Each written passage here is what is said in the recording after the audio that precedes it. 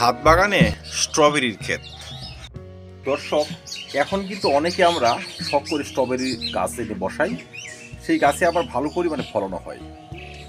কিন্তু যারা এখনো স্ট্রবেরি গাছ বসায়নি তারা কখন বসাবো, বা স্ট্রবেরি গাছ বসাবো তারপর আমরা কী ধরনের খাবার ব্যবহার করব যেন গাছগুলো সুস্থ সবল হয় এবং বেশি পরিমাণে ফলন নিয়ে আসে।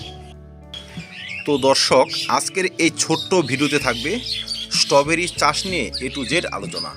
তাই ভিডিওটি সম্পূর্ণ দেখুন যেন আপনাদের স্ট্রবেরি চাষ একদম ইজি হয়ে যায়।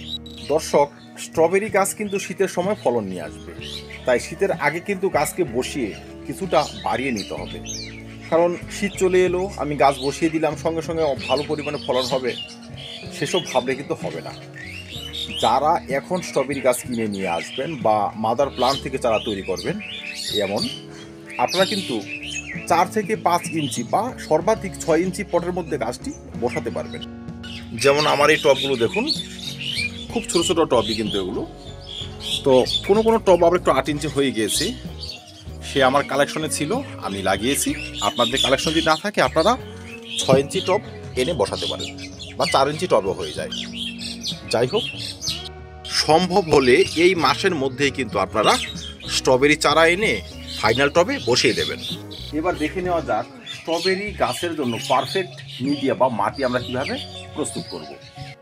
যারা সব সময় স্ট্রবেরি করেন তারা তো মাটি প্রস্তুত করে রেখেছেন, যারা করেননি তারা মাটি যদি প্রস্তুত করতে হয় আপনারা বেলে দোআঁশ মাটি নিয়ে নেবেন 60%।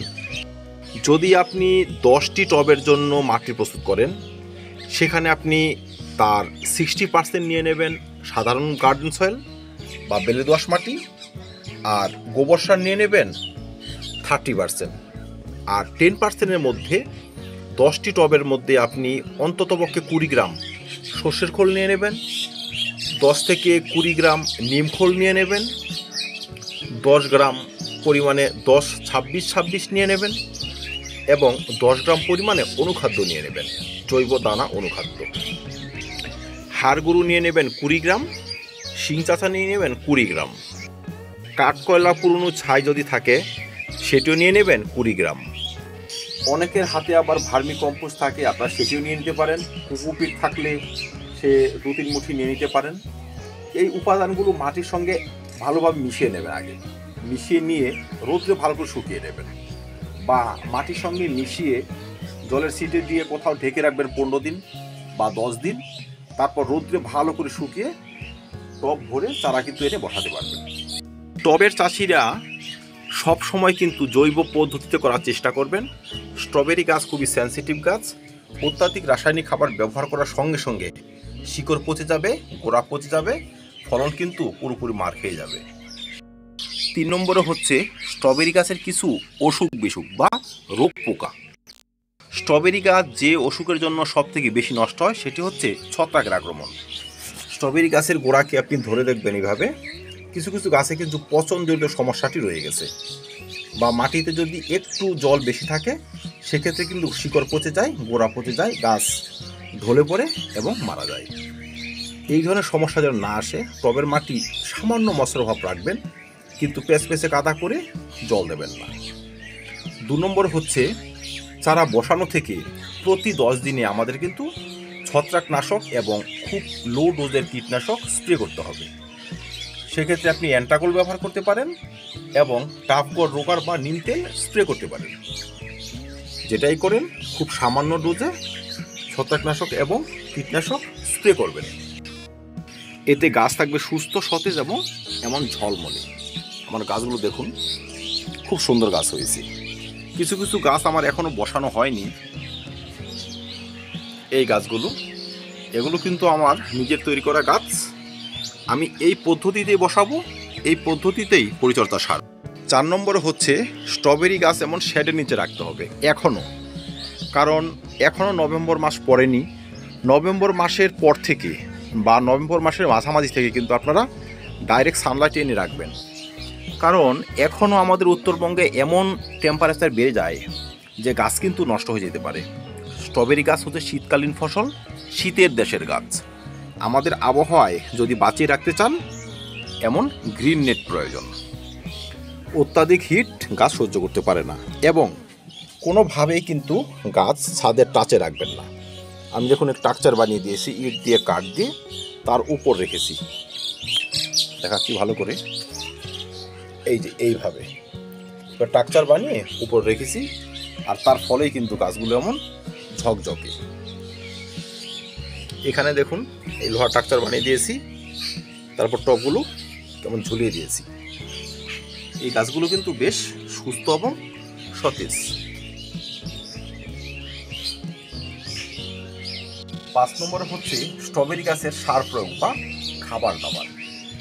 দর্শক, এখন আমরা গাছ বসিয়েছি, যদি বসাই, আমি গাছটি একটু আগে বসিয়েছি, মোটামুটি 1 মাস হয়ে যাবে। যারা এখন বসাবেন, মাটিতে পর্যাপ্ত পরিমাণে জৈব সার দিয়ে বসাবেন। এখন অন্তত পক্ষে 15 দিন বা এই নভেম্বর মাসের লাস্ট দিক ছাড়া খাবার দেবেন না।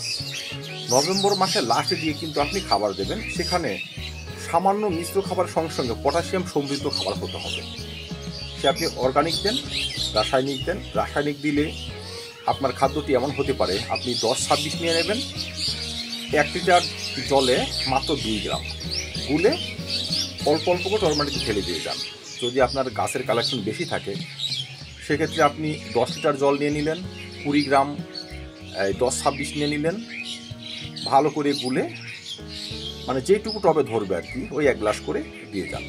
এইভাবে প্রতি 10 দিনে একবার করে দিয়ে যান, তবে গাছ সুস্থ সতেজভাবে বাড়বে। পটাশিয়াম কিন্তু গাছকে বিভিন্ন স্টেজের হাত থেকে রক্ষা করে, মানে গাছ মরতে দেয় না। তো সেইভাবে যত্ন করে যান, দেখবেন এই সামান্য খাবারে কিন্তু আপনার গাছ প্রচুর পরিমাণে ফলন নিয়ে আসবে।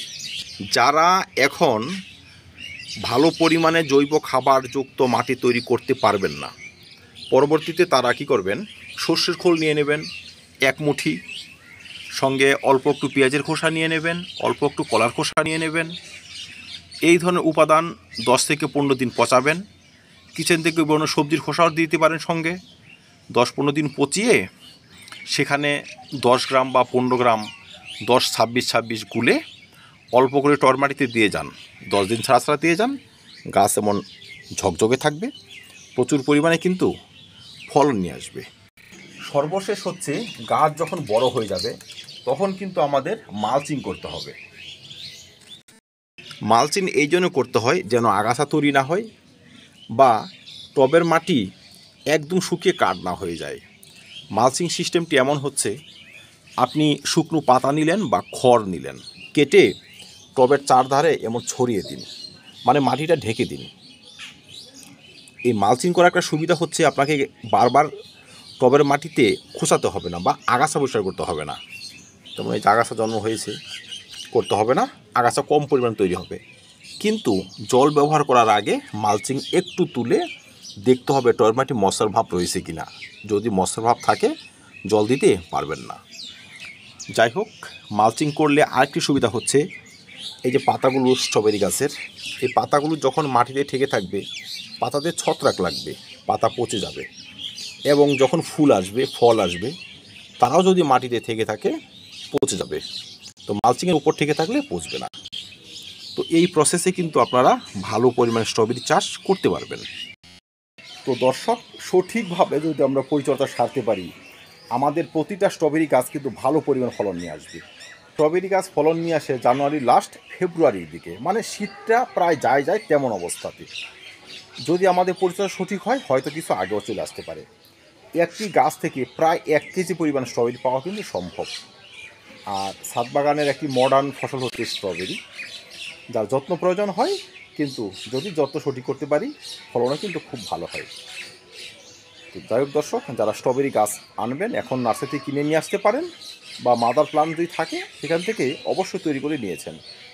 এইভাবে যত্ন করুন, আমার ছাদে ভালো পরিমাণ স্ট্রবেরি হয়, আপনাদের ছাদ স্ট্রবেরিতে একদম পরিপূর্ণ থাকবে। তো ধন্যবাদ দর্শক, দেখা হবে অন্য কোনো ভিডিওতে, অন্য কোনো টপিক নিয়ে। ভিডিওটি ভালো লাগলে লাইক এবং শেয়ার করবেন, চ্যানেলটি সাবস্ক্রাইব করে পাশে থাকবেন। ভিডিওটি দেখার জন্য অসংখ্য ধন্যবাদ।